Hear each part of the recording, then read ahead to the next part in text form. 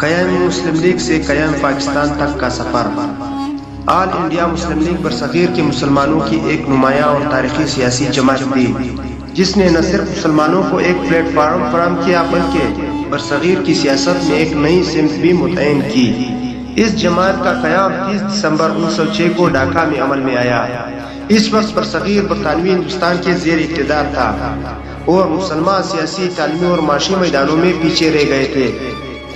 مسلم league کے قیام سے پہلے مسلمانوں میں سیاسی شعور کی کمی تھی اور وہ منظم انداز میں اپنے حقوق کے لیے آواز نہیں اٹھا پا رہے تھے۔ ہندوؤں کی بڑی سیاسی جماعت انڈین نیشنل کانگریس پہلے ہی وجود میں آ چکی تھی، جو زیادہ تر ہندوؤں کے مفادات کی نمائندگی کرتی تھی۔ ایسے حالات میں مسلمانوں کے لیے ایک الگ سیاسی جماعت کا قیام وقت کی اہم ضرورت بن چکا تھا۔ مسلم لیگ کے قیام میں کئی اہم مسلم رہنماؤں نے کلیدی کردار ادا کیا۔ ان میں نواب سلیم اللہ خان، آغا خان سوم، نواب وقار الملک اور نواب حسن الملک شامل تھے۔ ان رہنماؤں نے مسلمانوں کو ایک پلیٹ فارم پر جمع کیا اور ان کے سیاسی حقوق کے تحفظ کے لیے جدوجہد کا آغاز کیا۔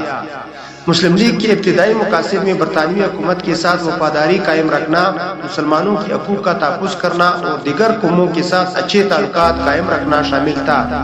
تاہم وقت کے ساتھ ساتھ سیاسی حالات بدلتے گئے اور مسلم لیگ کے نظریات میں بھی تبدیلی آئی۔ 1916 میں لکھنؤ میں مسلم لیگ اور کانگریس کے درمیان ایک معاہدہ ہوا جسے لکھنؤ پیکٹ کہا جاتا ہے۔ اس معاہدے کے ذریعے دونوں جماعتوں نے مل کر برطانوی حکومت سے اصلاحات کا مطالبہ کیا، لیکن بعد میں ہندو مسلم اختلافات بڑھنے لگے، جس کی وجہ سے مسلمانوں کو اپنی علیحدہ شناخت کے تحفظ کی فکر مزید بڑھ گئی۔ 1930 میں علامہ محمد اقبال نے اپنے خطبہ الہ آباد میں مسلمانوں کے لیے ایک الگ ریاست کا تصور پیش کیا۔ اس تصور نے مسلم لیگ کو ایک نئی سمت دی اور مسلمانوں کے دلوں میں ایک آزاد وطن کی خواہش کو مزید مضبوط کیا۔ 1934 میں قائد اعظم محمد علی جناح نے مسلم لیگ کی قیادت سنبھالی اور اسے ایک مضبوط اور منظم سیاسی جماعت بنایا۔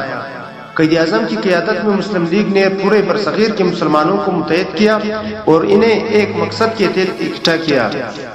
ان کی محنت اور قیادت کے باعث مسلم لیگ ایک طاقتور سیاسی قوت بن کر ابھری۔ 1940 میں لاہور میں مسلم لیگ کا ایک اہم اجلاس منعقد ہوا جس میں قرارداد لاہور پیش کی گئی۔ اس قرارداد میں واضح طور پر مسلمانوں کے لیے ایک الگ ریاست کے قیام کا مطالبہ کیا گیا۔ یہ قرارداد بعد میں پاکستان کی بنیاد ثابت ہوئی۔ اس کے بعد مسلم لیگ نے اپنی جدوجہد کو مزید تیز کیا اور مسلمانوں کو ایک پلیٹ فارم پر متحد رکھا۔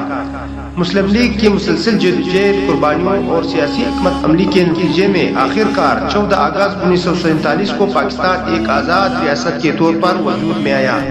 یہ مسلمانوں کے لیے ایک عظیم کامیابی تھی اور مسلم لیگ کی کوششوں کا نتیجہ تھا۔ آخر میں یہ کہا جا سکتا ہے کہ آل انڈیا مسلم لیگ کا قیام برصغیر کے مسلمانوں کے لیے ایک تاریخی سنگ میل تھا۔ اس جماعت نے مسلمانوں کو ایک شناخت دی، انہیں متحد کیا اور ان کے حقوق کے لیے جدوجہد کی۔ مسلم لیگ کی تاریخ ہمیں یہ سبق دیتی ہے کہ اتحاد، قیادت اور مسلسل جدوجہد سے بڑے بڑا مقصد بھی حاصل کیا جا سکتا ہے۔